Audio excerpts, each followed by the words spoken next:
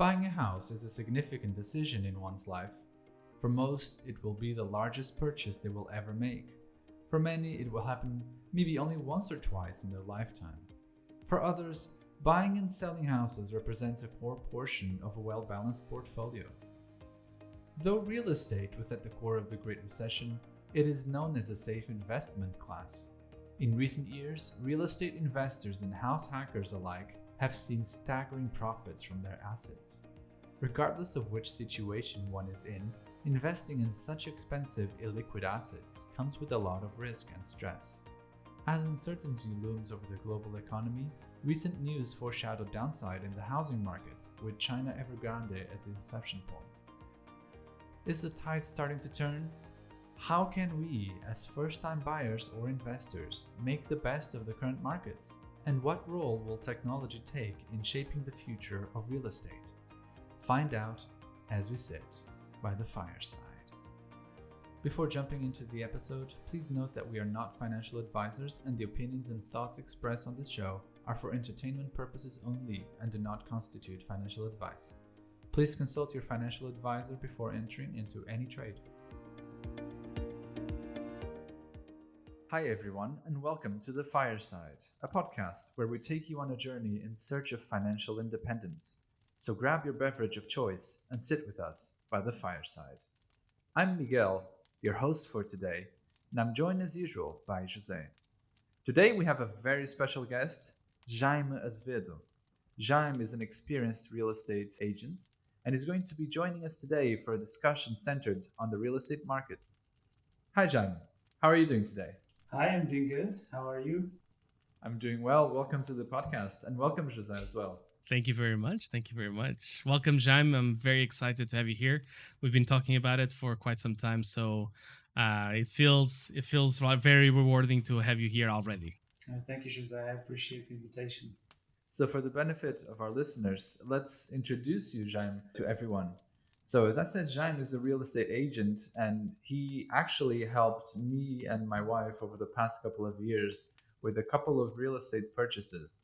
And over the course of our dealings with Jaime, we really thought that he had, first of all, a keen eye for the industry, but also a keen eye for markets overall and for thinking and reasoning about world news and world events. So we're very excited, Jaime, and I wanted to start off by talking a bit about your backgrounds. So can you give us a bit of your story of how you ended up in real estate? Sure. So going backwards, I'm the youngest of 5 brothers and sisters. So my siblings are all older than me. They lived in France. My parents were immigrants in France, and my father worked in the construction business there. So they moved when my youngest sister was 1 year old, and I was born 1 year after that. So that connection with construction always happened. Real estate. My father used to buy and sell a lot, even though he was a very small scale. But I enjoyed how he made profit every time he sold. So it was something that I looked into. When I was 14 to 18, I used to work with him. The houses that he bought, he fixer-uppers, houses that he fixed and then he sold. And I always had that passion growing, but I didn't know how to do it. And I eventually studied in a completely different area in management of tourism companies. The tourism was soaring in those years, in 2000, 2001, and so on and so forth. So that's what I studied, management, hotels, airlines, and so things like that. I should note for our listeners that Jaime, like Jose and myself, is based in Portugal. Yes. And tourism is a big thing in our country, with us, most of our cities being by the seaside as well. It's about 10% of our economy in Portugal, so it's a big thing. And tourism was starting to grow in Porto. Porto was almost an unknown city in Portugal. It's Algarve and Lisbon was what's going on. So I didn't have actually a university in Porto that it was public and had tourism, so I had to go to a private school.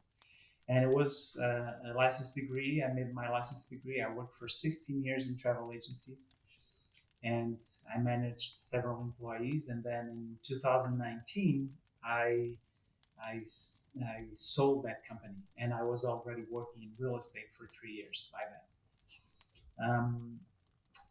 Real estate was starting to grow a lot, and I took that opportunity to fulfill that dream of working with real estate and helping um, some people through that. And I really appreciate that I had that perception and started to work in this area,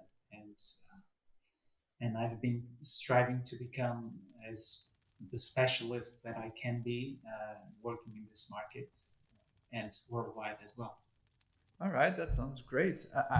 I knew that your father had been involved in construction, but I didn't know that he used to do what we call house hacking, buying low, Yes, fixing up the he house. still does that. He still does that, and he manages to turn a profit. He's still that. He's yeah. He's almost 80 years old, so he will turn 80 in 2024, and he just bought a house. His neighbors, so he bought his neighbor's home, and he's still painting. The other day I was there, and it was up a ladder painting the ceiling. Wow. So he still does it. It's something that it's So in his nature. On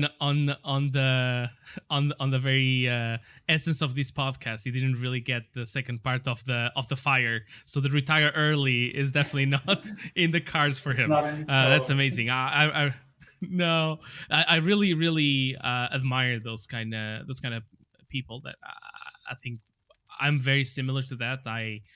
I don't see myself, even if I would be, and I had this conversation with Miguel before, that even if I would build enough wealth, I wouldn't look into retiring or just going like, whatever, I'm not doing anything.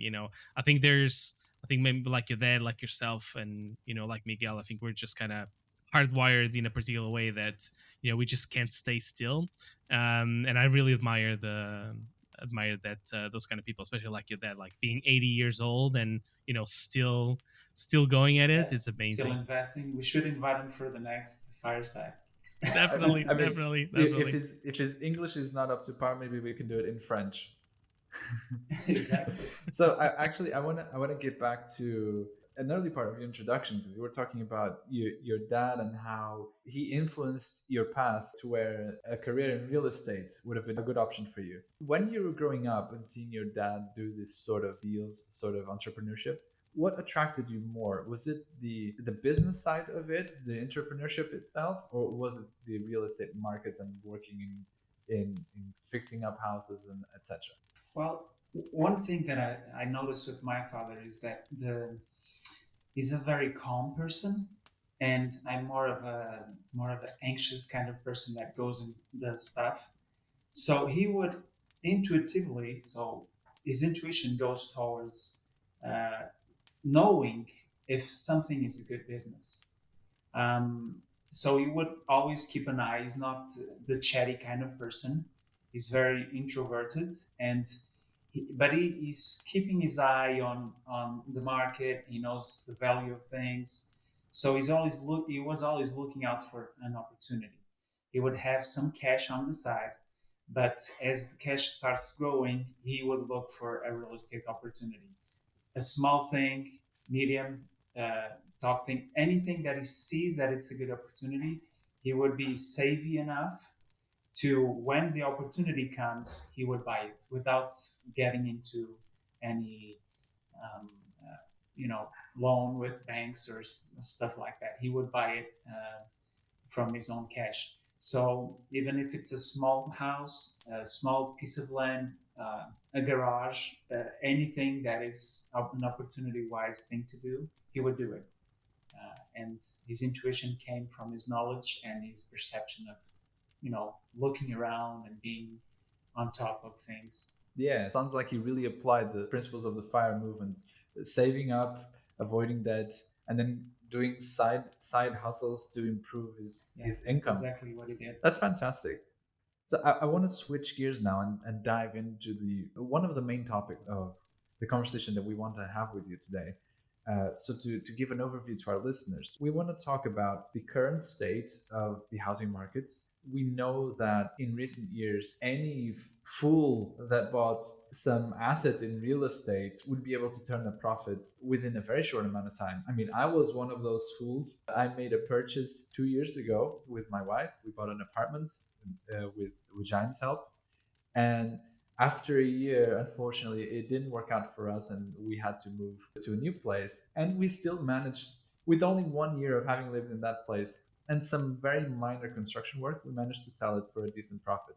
So any fool like myself has managed to make a profit on the real estate industry. And many buyers have often felt that, at least in Portugal, the rise in price of real estate assets just couldn't keep up over a long time. But I felt this for a few years, but now it seems like there's maybe more reason to justify these feelings. As someone who works in the industry day in and day out, what are your perceptions on this? And have you seen any impact in the deals that you've been making? Have you seen, a change in demand and in supply, for example?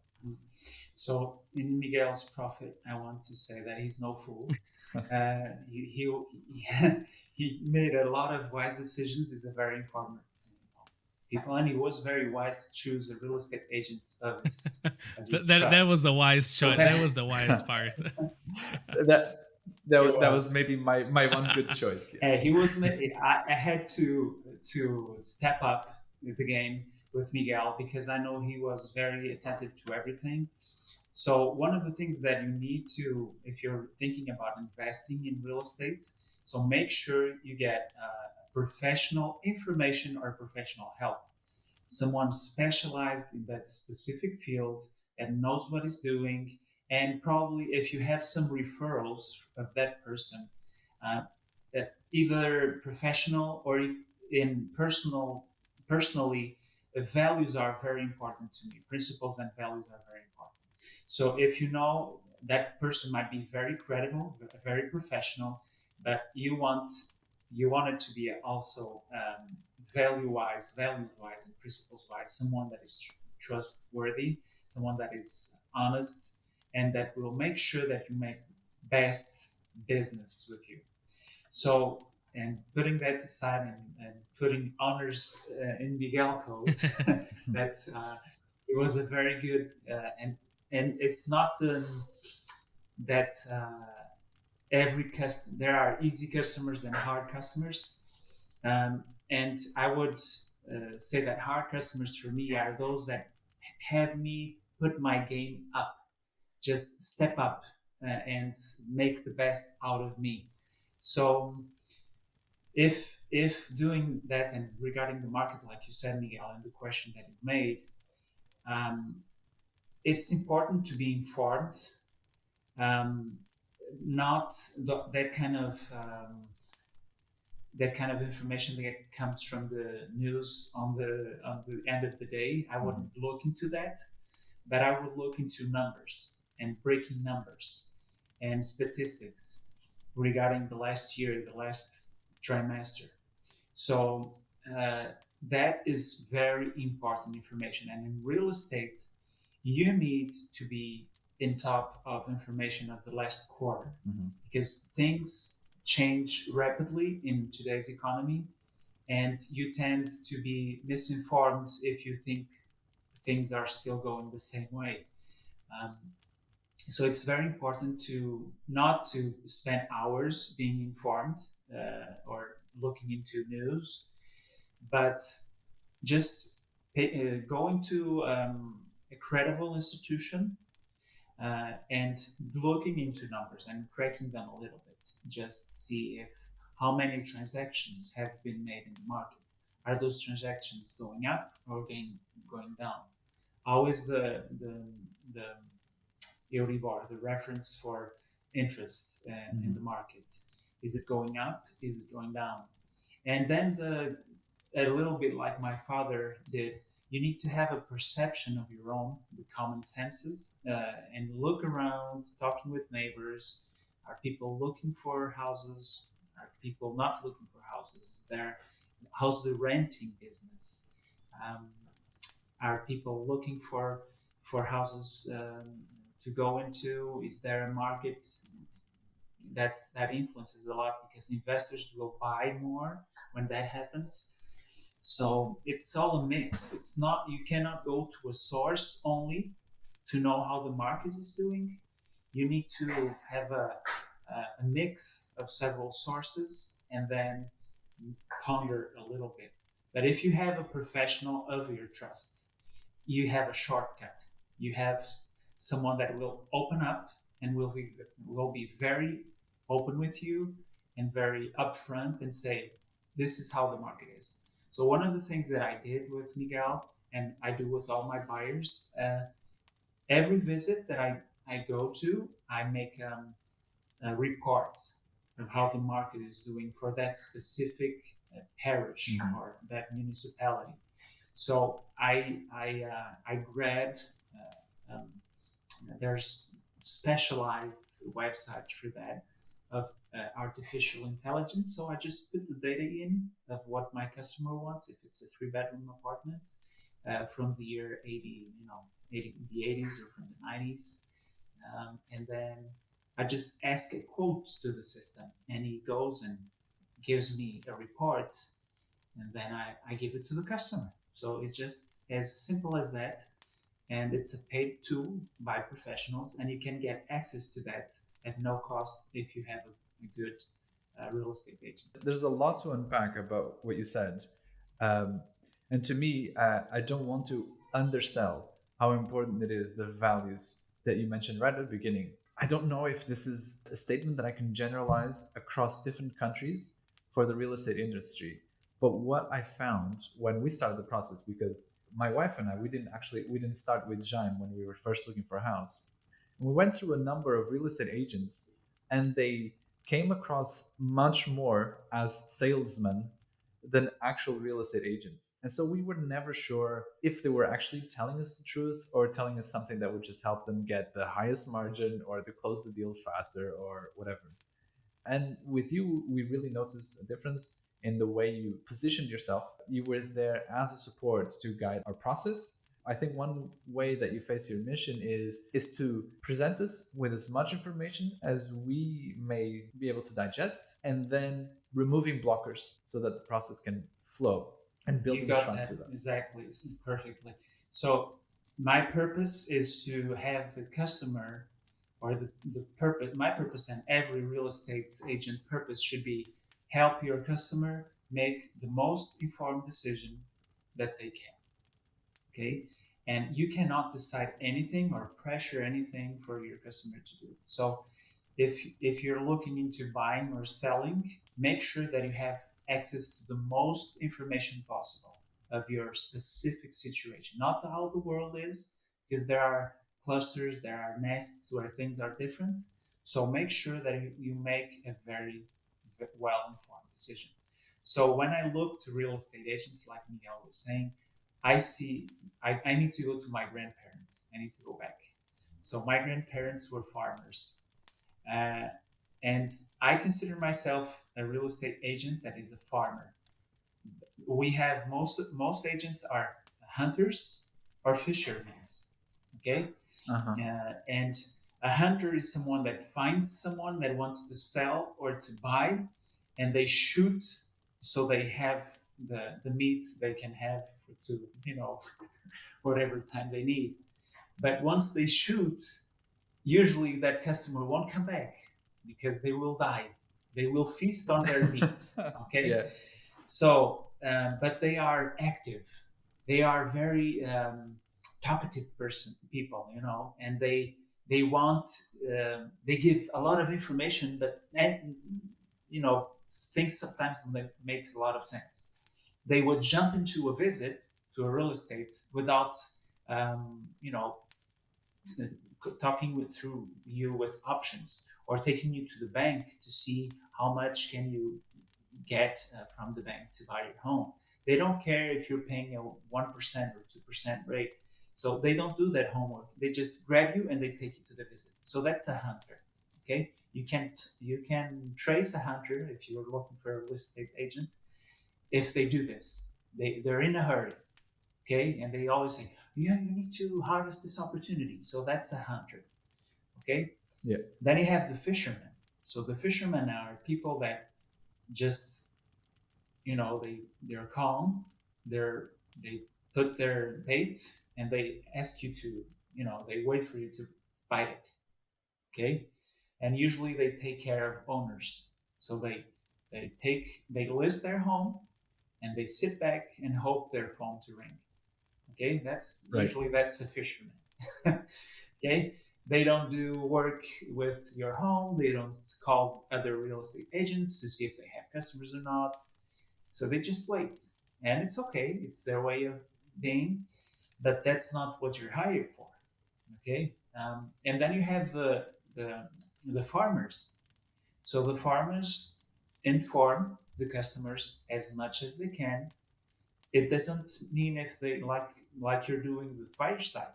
So you just give information to people, and you're very generous with them. You just give whatever you know, you share with them, and you spread your seed in the sense of you're planting, and one day you'll harvest. So that's, you need to look into your real estate agent or the professional or even a seller, if it's a direct customer, a direct seller, a homeowner.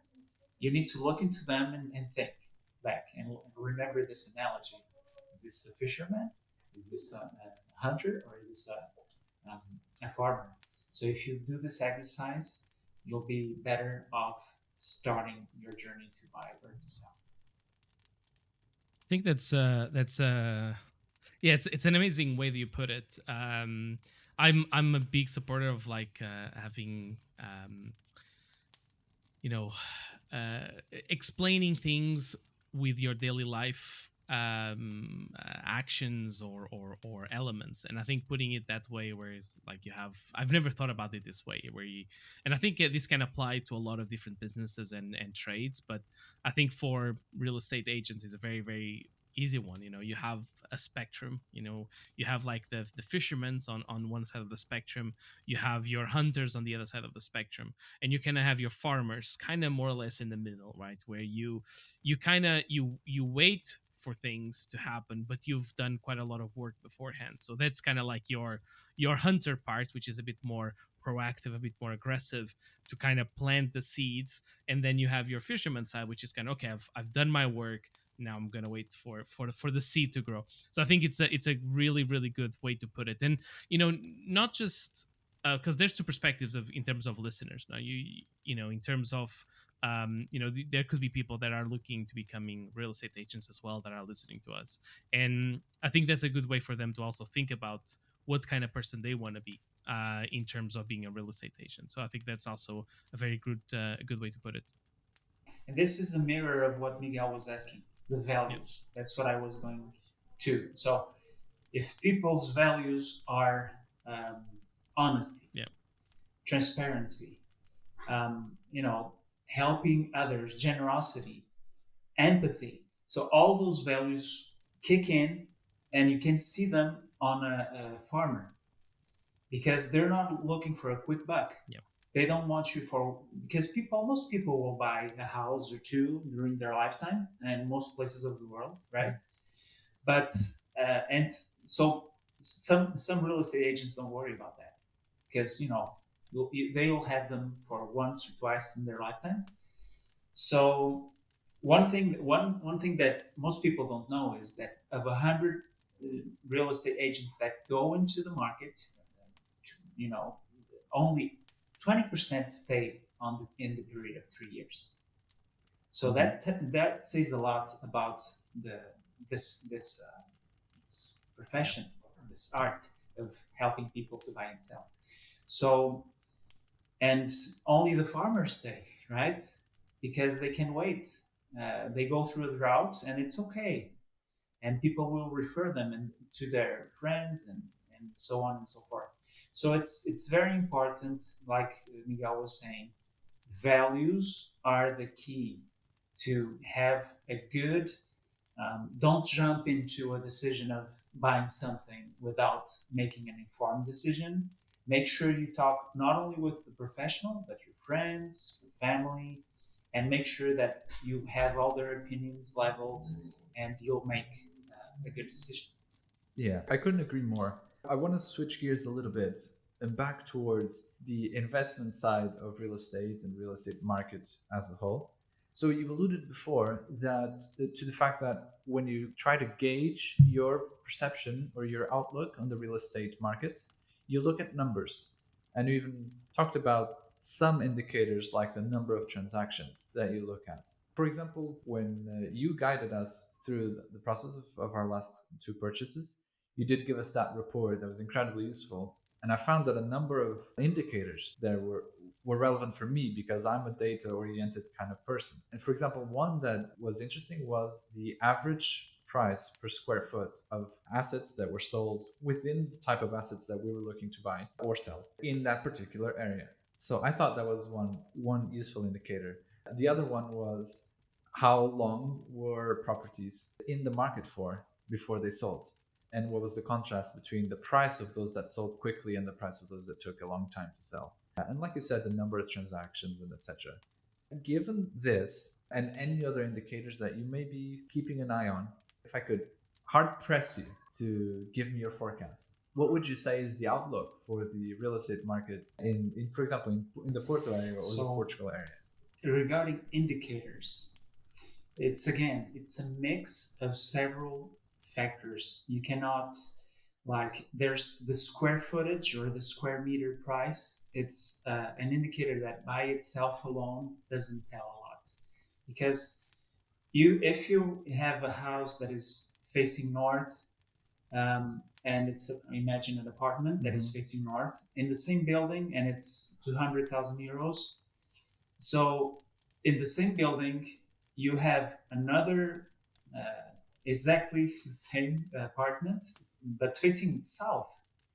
So those equal, they're the same apartments, same area, same kitchen, same everything, but one is facing north and one is facing south.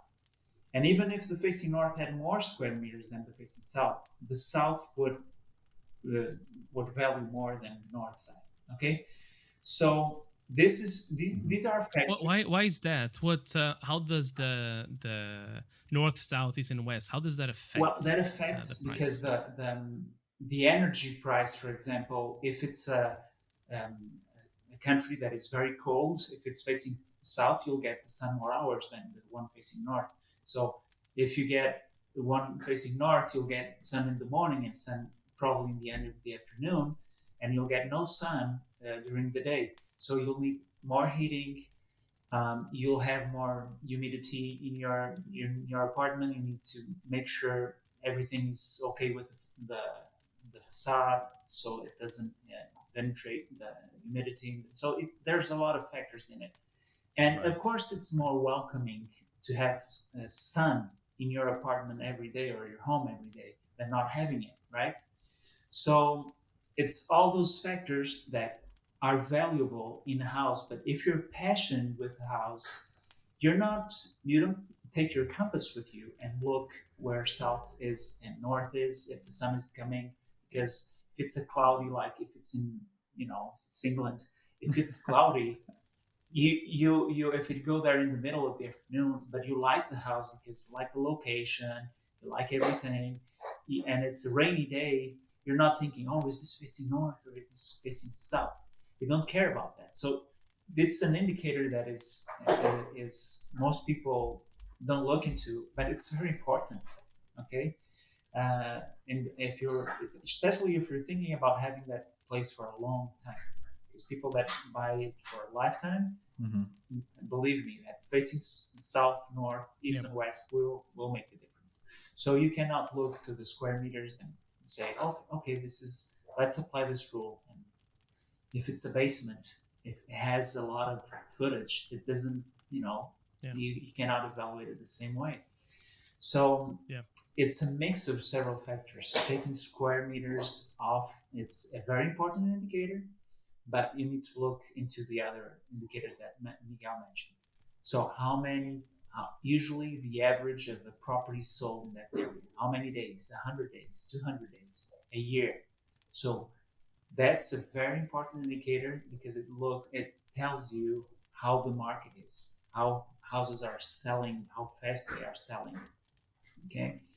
Um, so another indicator that is important is there are specific statistics wise in government. For example, it needs to be like in Portugal, you have the National Institute of Statistics, but every place has one, right? Every country has one. So you need to look into that and see how old the population is there. So if you want to look into that, it's very important because if it's young population, usually the velocity of selling and buying will be faster. If it's an old population, you need to take care of that because you might buy well there, but if the generations don't renew, you'll have a hard time to sell it because usually people over 60 won't buy and sell if it's not my father, because Nice. he still buys at 80. So, and even if it's an investor and if he sees that there's no population going there to study, or people that get married, or children, and people are not renting places there, he won't buy there.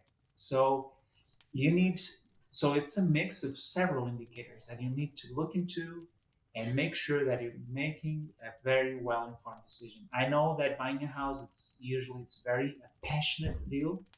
So you fall in love with the house and you see that there's no option, or that's an average option in the market, and you just you make the decision, jump in. But it might be too late once you buy it, because you might not be able to get out from it. So look into several indicators and make a mix of them and balance them, and you'll make a good decision. So in particular, we've been looking at data such as inflation, worsened conditions for obtaining loans to purchase real estate, so to purchase either your first home or homes for investment. And we look at this, and also news from a potential collapse in the Chinese housing market, for example. And we'll leave that in the comment section wherever you find this episode, these news sources. But we're looking at these, and this is, at least to me, and I think Jose as well, has helped shape our opinion that buyers will have worsened conditions to get into the market, especially first-time buyers, which will probably pressure sellers into, either, I think sellers are right now in this market, they're used to being able to just jack up prices because it is a seller's market. And so this is going to start putting pressure on sellers to either reduce their prices or just have their properties listed for longer, which will eventually drive prices down. Do you share this sentiment, and have you seen this happen in your day-to-day yet? Or do you think it's still to come? Yeah. Or do you think it will not happen at all? That's a very hard question, because this is not a precise science, right? Yeah. But one thing that I can tell you is one thing that we can look into the last crisis and what happened in the crash of 2008 to 2011, what happened in the beginning of the millennium, the years 99, 2000, what happened in 84, 85, what happened in the 70s with the energy crisis. So all of that are indicators of how the economy might go and in the next couple of years or months. Okay, so although we have all those indicators, it doesn't mean that it will happen in your specific market. Okay, so there are bubbles here and there, and you need to make sure that if you're in that bubble or outside of that bubble. Okay, so regarding the China indicator of the bankruptcy of one of their biggest groups, that's part of a bubble, and you need to look into China and see, and this is my opinion, okay? You need to look into China, how the government works there, how they try to contain everything and make sure, like it happened with COVID. So it's a perfect, I'm just analogy I'm thinking about as we speak. So with COVID, they tried to contain it as much as they could. And until someone brought it to the west, or to by airplane here and there. So that might happen with this, with real estate. So it's like a virus that spreads around the world. But if we take the specific measures to avoid it, it might not happen. Okay, I don't know what masks you'll have in real estate, or what vaccines you need to take in real estate, but it's a real it's really an analogy that makes you think.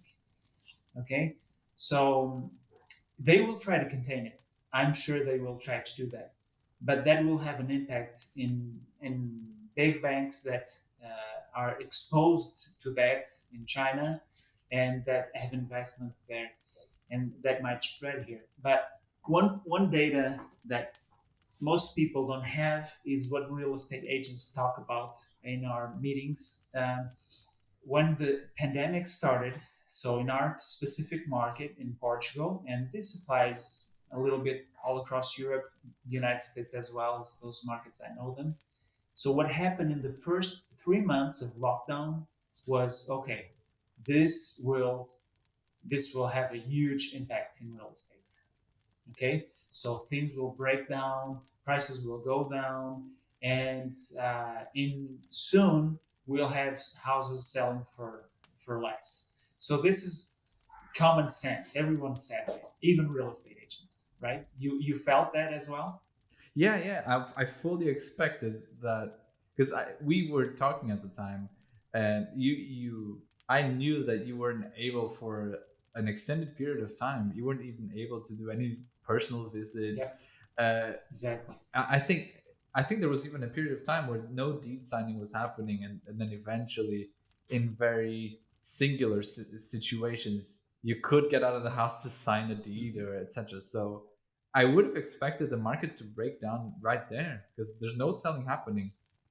But don't you think though that a lot of it was influenced by the support that the governments provided in terms of the the checks and the well, a lot of what happened back then we're essentially paying it now, right?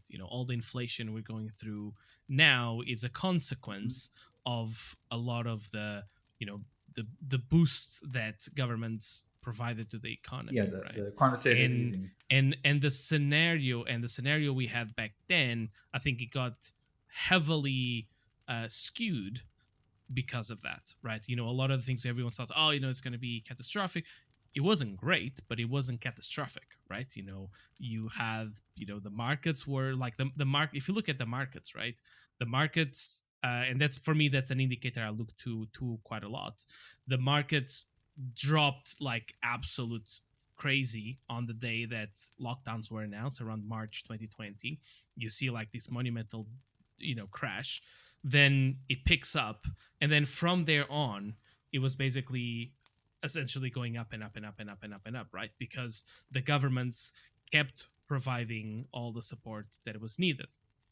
Now, what is happening now, I think, is that support is not there anymore. It's the opposite, right? Because inflation has had incredibly, high points. And one of the things that for me is kind of, and I look a lot towards the US market, and I'm very, very curious to hear your thoughts on this one. Um, Obviously it's a consequence of things, right? So for example, you have inflation leads for interest rates to go up, right? Which then lead to lending standards to tighten, which then directly affects the affordability of people. So for example, in the US, some of the numbers that came out were that a person that would afford a $500,000 house could now, with the same exact situation, same job, same everything, would only be able to afford the 350,000 house, right? And this is all down to the fact that interest rates have gone up, the lending has become tighter, which means that you cannot afford the house, not because of your changes, but because the government changed, because the economy has changed, right? So, and that for me kind of all leads down to one particular thing, which is buyer demand, right? The less affordability that is, the less buyer demand that is going to be. But how do you feel about that? What's your thoughts on that? My thoughts on that regarding the start of the pandemic and the expectation of everyone that the market would crash, would go down, and we would have a real estate crisis, were that everyone, I'm mentioning the biggest brokers across the world, okay, big brands. I was working at a top brand back then, and we had every broker said, okay, soon you'll have a lot more listings to do because people will start to give their homes, okay? And even when we call it the moratórios here in Portugal, so when those suspending periods of time that you didn't need to pay your loan, just the interest to the bank, because the government's made some adjustments to help people, but it didn't happen in every country. It happened in some countries, but not everywhere. So regarding that, the expectation was there. Everyone was expecting it to happen, but especially buyers. So they kind of stopped a little bit. If you had a ratio of one house for 10 buyers, that's usually what happened in 2020. So a lot of people looking for homes. We started having a rate of 5 buyers to one listing. Okay, so they got down, and when people came to us, we could sense they were much more informed than they were in the past, and they already talked with the bank. They have everything planned. So it was a little bit of a dream of a buyer to real estate agents because people came prepared. They were, they were informed. They were expecting the prices to go down. So this is what happened in Portuguese market. And I would say a little bit in Spain because I know the market in France and Italy. So the prices of the properties stood the same. Okay, the listings that we had were still the same. No one said, okay, I will put the price down because COVID is happening. So they did not do that. They kept the price. But the closing price would be around 5 or 6% down of the listing price.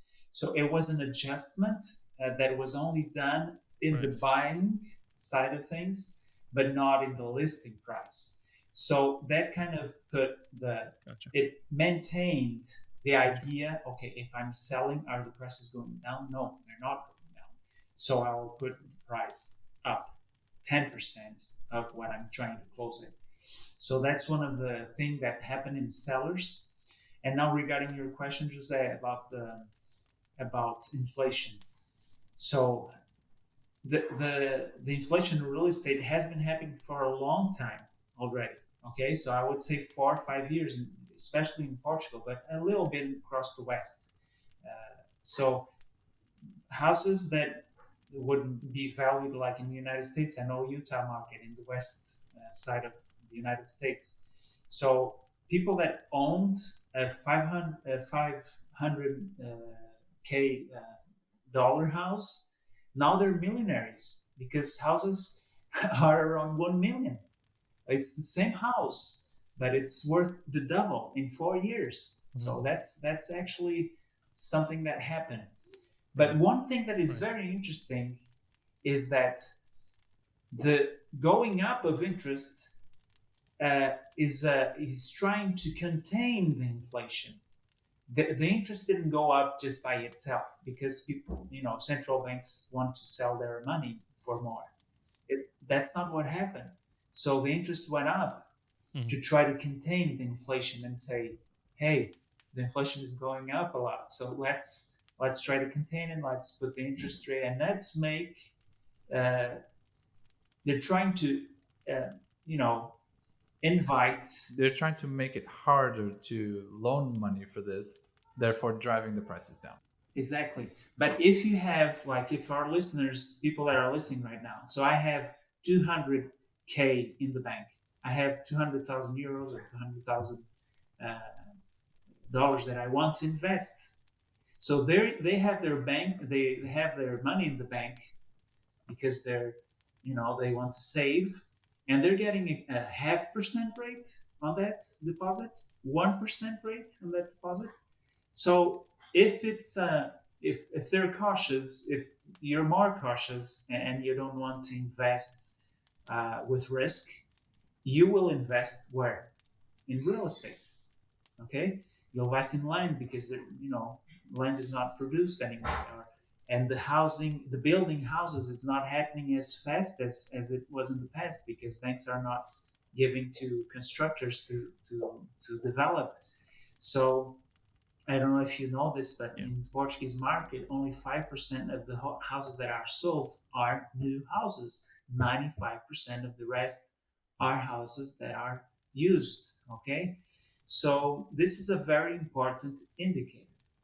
So if How you're has looking this into indicator been changing? Like, because it's always interesting to understand, because the indicator in itself is one thing, but knowing how it has been fluctuating, like how it trended, like has it been going down? Has it been remaining the like new same? homes go regarding Yeah, new yeah. So homes, like those 5%, like was it 10 years ago or it's been 5 years ago? yeah, it's been going down.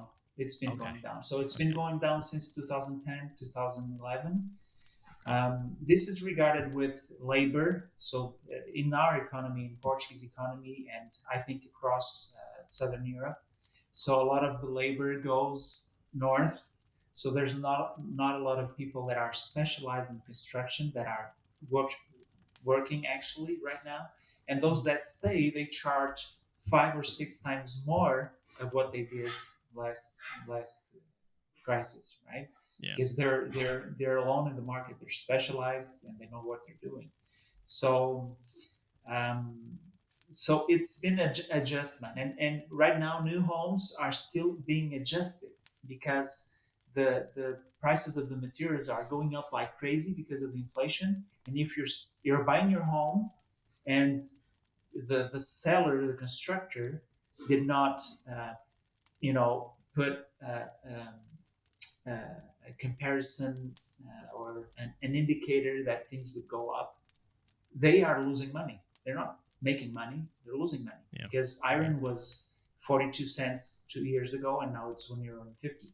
So Jesus, just, wow. it's 300% of increase and in several things. So constructors now are adapting and they're buying everything they need to buy that building or to build a huge building of 7 stores or 9 stores.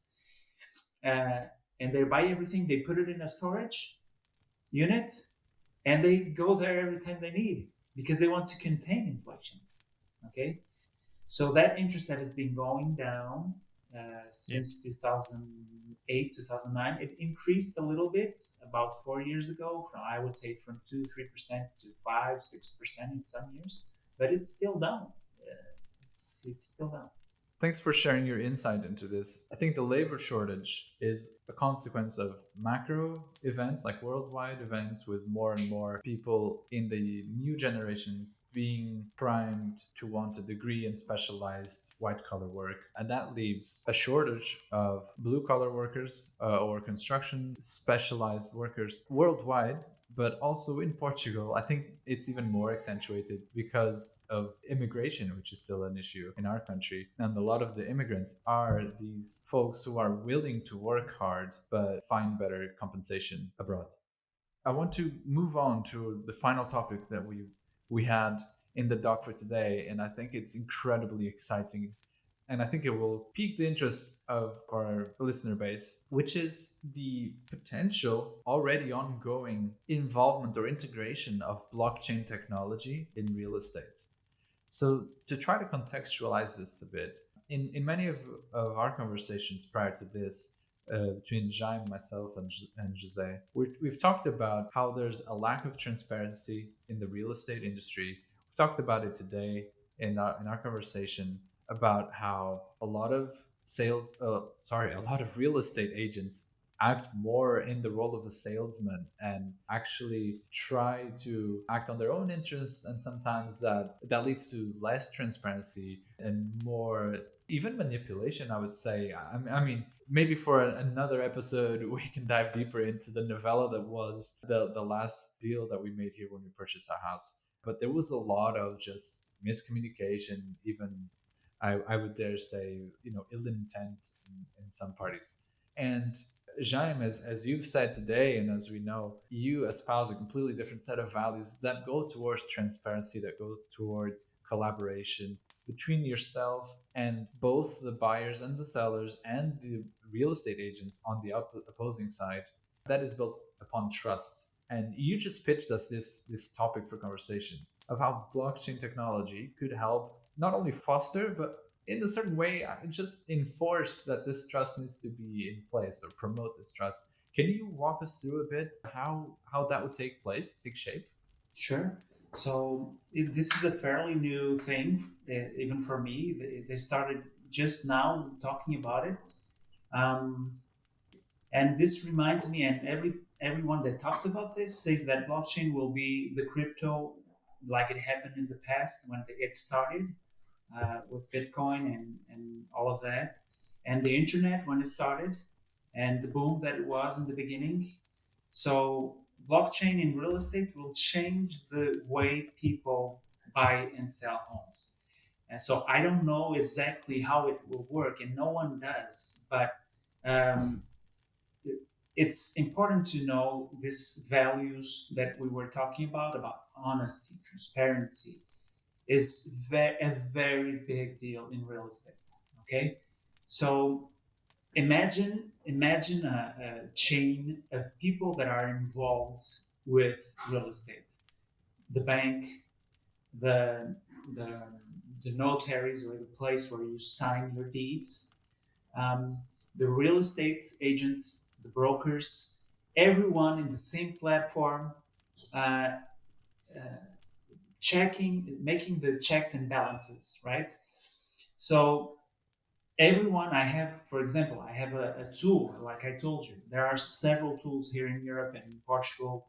We have a lot of those tools. It's an AI, artificial intelligence system that uh, this duplicates the real estate that is selling, because some people put their real estate listing all across the agencies, like 3, 4, 5, 6 brands, six real estate agencies. So that duplicates, and like you go to a portal, a website that says that there are 100 three-bedroom apartments for sale in Porto, and actually there are only 35, because many of them are duplicated, and people take different pictures.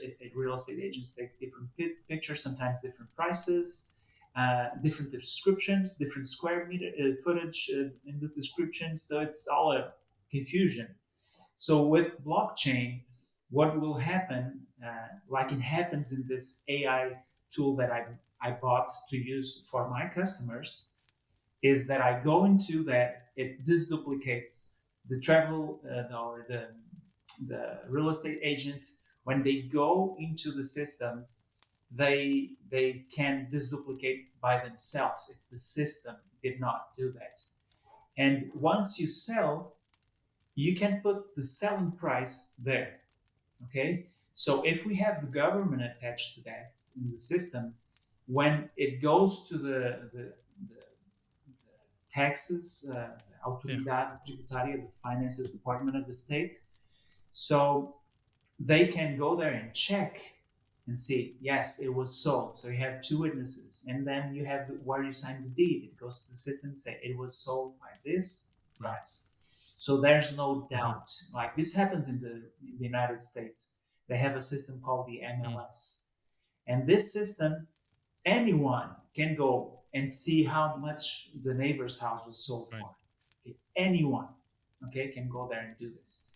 And so this will eventually lead to where you can trade your home for anything, right? It doesn't you don't need to trade your home for money. You can trade it for other things. You can trade it by crypto. You can trade it by by anything that you want. So this will allow, so if probably at this moment there's someone thinking about a crypto that does that, that attributes a value to your home and to other things, and you can trade it. And this will help, for example, here in Portugal, if you're buying a home, you pay around you pay 2% over homes in taxes in homes that are valued more than 125,000 euros. So you're looking into buying an apartment for 200 euros and pay 10 to 12,000 euros in taxes, in registration, in evaluations and everything. Okay, so even if you want to buy and you're in the process of knowing if you have the capacity of buying a home, you spend around 500 euros just to know if that home is the price that the owner is asking. Okay, so and you don't buy it, so you can do that 2, 3, 4 times, and you pay 500 euros each time. So if you have a blockchain that does that for you, you have an MLS like in the United States that everyone goes into and sees how the neighbors sold their home for how much and this and that. That usually helps because you can have a relationship of trust with your agent and with the seller, with the buyer, and everyone knows that you're not, over evaluating or underestimating the value of your home. So this will have a huge impact on the way we sell and buy homes in the future. So I'm very excited for that. And I hope that we in the future know how we can invest in that, because it will change the world in the way real estate is sold and bought. So, as far as I understand from this, you would be able, as a buyer, because at least here in Portugal, when you sell a house or an apartment, you pay the commission to the real estate agents, and when you buy, you pay the taxes. There's kind of like each side pays a little bit, and it's roughly the same amount. So, if I understand correctly, the involvement of blockchain, or the switch to a blockchain based framework or platform for these sort of transactions would not only preclude the need for these small expenses in the initial part of the process, but it would also greatly reduce or even eliminate all the taxing that goes along with these transactions, because there would be less, if any, government oversight over how this takes place. Is that correct? It is correct. I would add a couple of things like, well, before you start buying, you already have the idea, right, of how much the worth if you're buying well, right? And it's part of the negotiation. You might negotiate for this or for that, but it will have a huge impact, like you were saying, on taxes, for example. In different countries, things tend to be different, but it's in Portugal. I will talk about what I know best.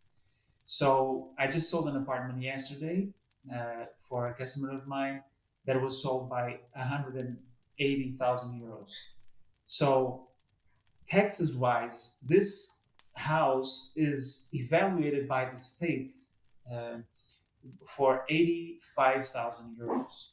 Okay, so for the state, this house is valued in 85,000. So everything taxes wise will be 85,000 euros. You pay the annual municipality tax, so you pay 0.05 depending on the city that you're living. So based on that value, not on the value that you bought the house. Okay, but so let's pretend that this house was in the market and we already had blockchain happening. Okay, so you might sell this house and trade it by Bitcoin or by anything else that you want, any crypto that you want. Okay, so or even other things that are not crypto. But let's talk about crypto. It's easier probably to understand. So if you trade it, you're not selling it for money. So you won't pay taxes on the money that you're receiving. Okay? And you're not paying on the taxes that you're buying, because when you're buying, you need to pay 0.6% of, they call it the imposto de selo, like stamp. It's the stamp duty. It's called stamp duty. Yeah, stamp duty. So you pay 0.5%, so 100,000 euros, you'll pay 500 euros. If it's 1,000 euros, Hmm. stamp duty. There you go, 1,000 euros. Okay, Just for, and this is one of many, of course. one of many. If you're financing, the bank will charge stamp duty 0.8%. Right. Okay, 800 euros out the window, or 1,600 euros out the window. Okay, and then you'll pay 2% em imposto de transmissões onerosas. So the transmission tax by money. So you pay 2% over 125. So the government considers a home of 125 a need, basic need. So if you're buying anything above 125, they will charge you 2% over everything you buy above 125. So that's we call it the EMT or IMT in Portugal. So here But it this goes. is just. But if you're buying a house that is valued in Bitcoin or whatever, then you're not subjected to that tax. Is that the idea? No. For this specific apartment, it's better to understand with this specific example of yesterday. So if my customers that are buying did buy it with Bitcoin, they would pay the taxes over the 85, not over the 180. So the state would consider that it's a basic home, it's a basic need. So they would be exempt of paying tax, at least the IMT, the transmission tax. So they wouldn't pay it. They would be exempt of paying that tax, and they would only pay the stamp, the duty stamp, right? The stamp duty. They would only pay the 0.6% over the 85, because it's the value of the state, not over the 180. So that's just a small example of what could happen. So imagine that my seller that made 180 and bought it 4 years ago for 93.5, so he just made 90,000 euros. So taxes wise, if they don't invest it in the next 3 years for their own home and their first and only home, if they don't invest those 90,000 or those, I will go to that. It's complicated a little bit, but I will go to that. So they will pay taxes over 50% of their profit. Okay, imagine they made 100,000. So they will pay 50% over that. As they will pay over 50%. So if you're IRS, so your tax on income, if you're at 40% level, you'll pay 40% over those 50K that you made in profit that the state makes you pay. Right. So you're looking to saving a lot of money. We're talking about 40,000 euros in 180,000 transactions. So it's a lot of money. So this will completely change the way people sell real estate or buy real estate. So my advice to you is to keep an eye. Keep an eye on blockchain. Keep an eye on any crypto that might want to index their value on real estate value, which is, I think, I don't have any idea. I'm not specialized in crypto, but I don't see crypto specialized in that. So it's really something to look into, because it will change the way people make business. And they will pay less taxes. They won't be good for the government unless they make laws fast. Yeah, I was just gonna say that I just literally sent you, Miguel, and I'll send you as well, Jaime. I was just searching on Google, because I know that Portugal has done the first legal, official, pure Bitcoin sale for a house. So it's in two people sat on a table, and one person handed over a Bitcoin wallet address, and this was overseen by a legal body, and the other person on that spot transferred Bitcoin to the wallet. It was received on the other wallet, and they exchanged the deed of the house. And on the actual contract of the house, you have the sale is for 3 Bitcoin. right? So this was historical. It's on Financial Times. So if you want to look for a proper kind of known news entities, not like a weird one. So it's on Financial Times, and they actually go through a lot of detail on what happened and what Jaime is now mentioning about the taxes, because Portugal is considered to be one of the biggest crypto havens in the world because there's no capital gains tax. So anything you do with crypto in Portugal, you pay nothing, absolutely zero. So all the crypto that I've exchanged because I'm a tax resident in Portugal, I've nothing to pay. I need to declare it, but it's zero. Whatever I don't pay anything on those taxes, and that's why there's a lot of people actually moving to Portugal because it's quite interesting. And I think the interesting part, especially Portugal, obviously if this doesn't change, is the fact that obviously what's the big problem is the volatility, right? In this particular deal, obviously the deal was started, they started to talk about the 3 Bitcoin around November last year, which was when Bitcoin hit the all-time highs, right? So 3 Bitcoin at the time was worth $180,000, right? It is now not worth that, and you're nowhere close to that, right? But the interesting part is that if you think about it, it's actually offset by the fact that you pay no taxes in a way, right? Because if you had that transaction and you also had paid taxes, it would be like a double loss. But it's interesting one way that we can think about it is that you can bake in the volatility of the underlying crypto or the underlying asset by the fact that at least in Portugal you don't need to account for those taxes. Also, you have to account for the fact that crypto, Bitcoin, and any crypto asset is very liquid.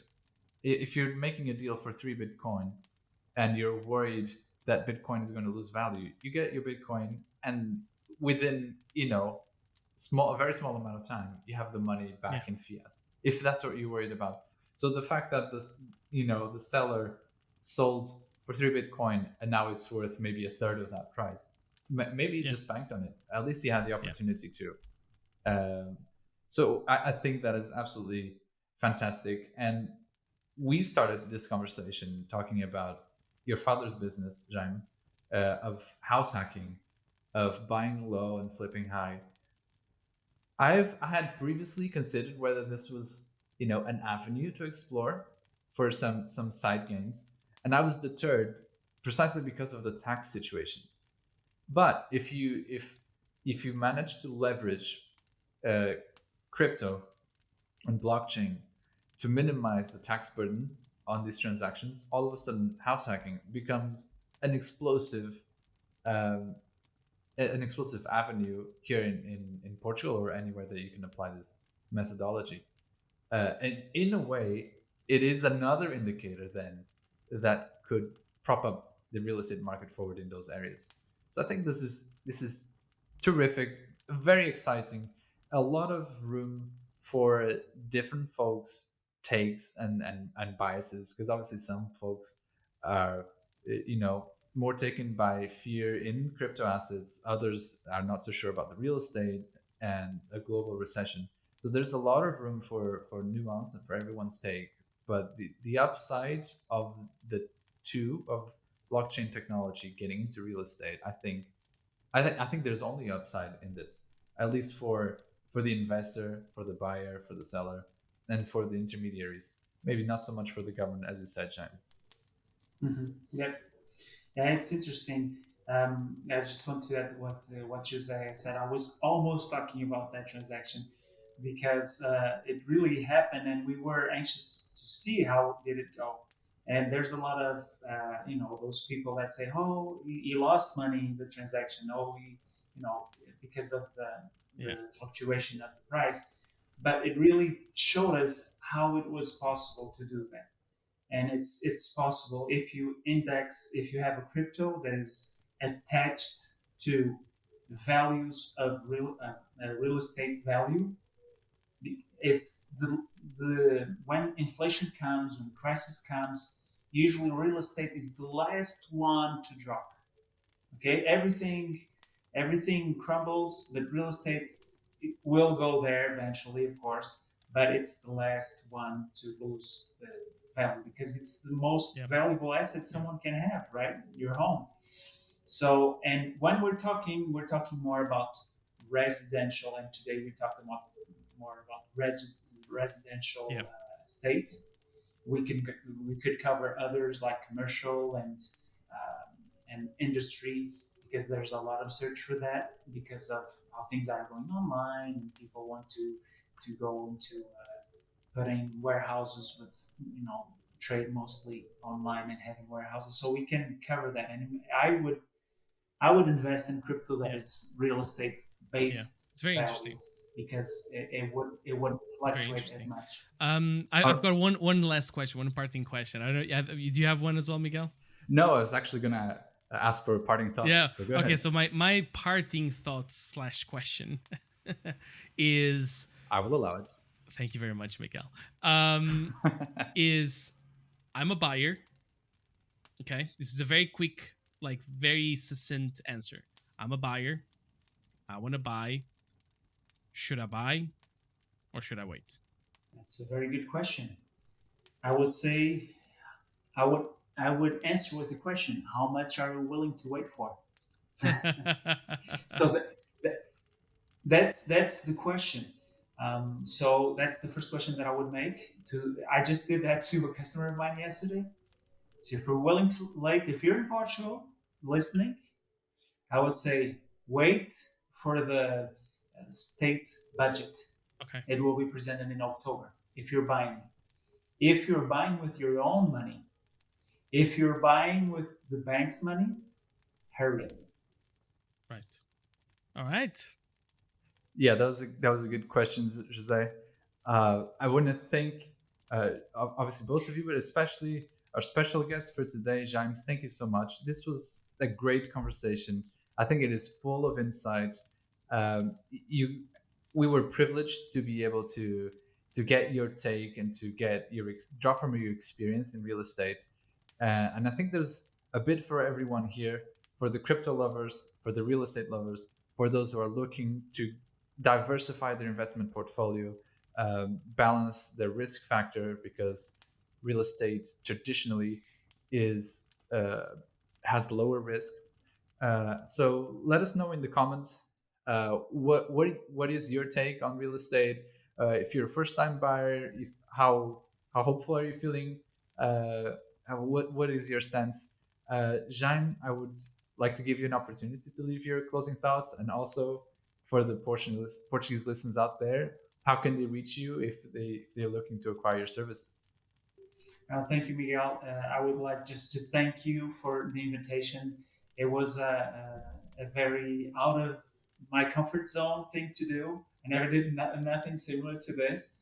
So I'm very excited, and I want to congratulate you for having this done in such a professional way. I would say you're professionals doing this for years. I know just started. I don't know if this is the fourth or fifth session. So congrats on that.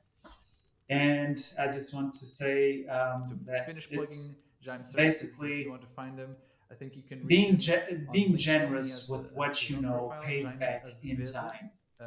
Pays back in real estate or anything you do. So you're being generous with people that are listening to this, and I hope that my generosity has helped your generosity to bring value to everyone.